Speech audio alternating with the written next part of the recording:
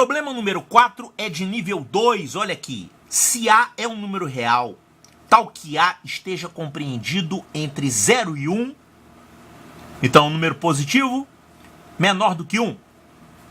Qual dos números abaixo é o maior? Ele quer achar o maior dos números. Então tem esses números aqui, ó. Raiz cúbica de A ao quadrado, raiz cúbica de A, raiz quadrada de A e A ao quadrado. Olha só, se você tivesse o A, um número assim, por exemplo, 2, um número maior que 1, tá?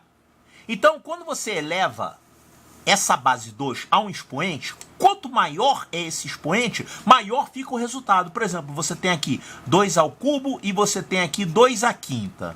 Eu botei aqui um expoente 3, aqui eu botei um expoente 5, um expoente maior ainda. Então, 2 ao cubo dá 8 e 2 à quinta dá 32. Quando você tem números maiores do que 1, quanto maior é o expoente, maior é o resultado. Quando você tem o número 1, não adianta você elevar ele a expoentes maiores, porque o resultado vai ser sempre 1, né? Porque 1 elevado a n dá sempre 1. Agora, quando você tem um número menor do que 1, quer dizer, número entre 0 e 1, como ele deu aqui, quanto maior é o expoente, menor ele fica. Quer ver? Vamos pegar esse número aqui, 0,1. Vou elevar ele ao quadrado. Quanto é que dá isso? Isso aqui dá 1 centésimo, 0,01. Agora eu vou elevar ele ao cubo. 0,1 ao cubo, quanto que dá?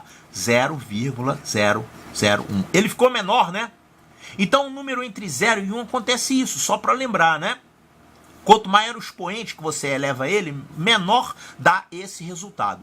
Para você dizer quem é o maior desses aqui, você primeiro precisa colocar todo mundo com o mesmo expoente. Então, vou fazer o seguinte, eu vou escrever esses 5 valores aqui na forma de expoente. Por exemplo, raiz cúbica de A ao quadrado, isso aqui é A elevado a 2/3.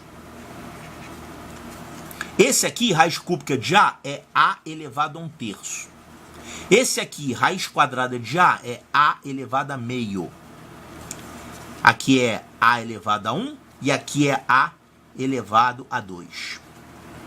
Bom, vamos colocar aqui todo mundo com...